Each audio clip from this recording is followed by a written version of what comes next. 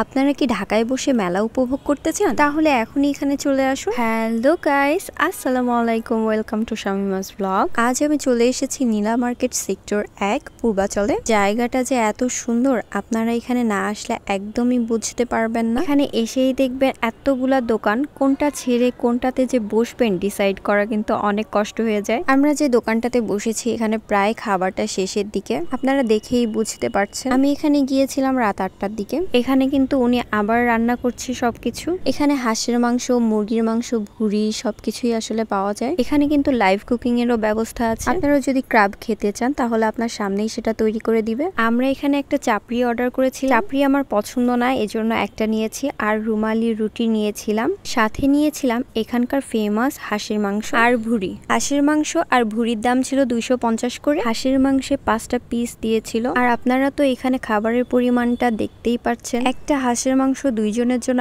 Enough. আর টেস্টের কথা যে কি বলবো, অনেক মজার ছিল খাবারগুলো। আমি যেহেতু ঝালটা একদমই খাই না, এই জন্য ঝালের পরিমাণটা আমার কাছে একটু বেশি লেগেছে। হাঁসের মাংস আবার একটু ঝাল না হলে ভালোও লাগে না। যাই হোক, সব মিলায় খাবার কিন্তু অনেক ভালো ছিল। তারপরে আমরা ওখান থেকে খাওয়া দাওয়া শেষ করে চলে যাই রাইডের ওখানে। এখানে বিভিন্ন রকমের রাইড আছে। এখানকার পরিবেশটা পুরো একটা মেলার মতো আর কি। আপনাদেরকে এখানকার ট্রান্সপোর্টের অবস্থা জানিয়ে দেই। মেইনলি আপনাদের এখানে প্রাইভেট ট্রান্সপোর্টে আসতে হবে আর কি, কারণ এখানে এই টাইমে বাস চলাচল করে না। এটা কিন্তু সন্ধ্যা থেকে খোলা থাকে। আমি যখন এখানে গিয়েছিলাম পূর্ণিমা রাত ছিল, বাতাস ছিল, ওয়েদারটা কিন্তু জোস ছিল। আমার তো একদমই বাসায় ব্যাক করতে ইচ্ছা করছিল না। মন ভালো করতে হলে অবশ্যই এখানে আপনারা যাবেন। যাই হোক, আজকের মতো এই পর্যন্তই। দেখা হবে নতুন কোনো ভ্লগে। ভালো থাকবেন সবাই, আল্লাহ হাফেজ।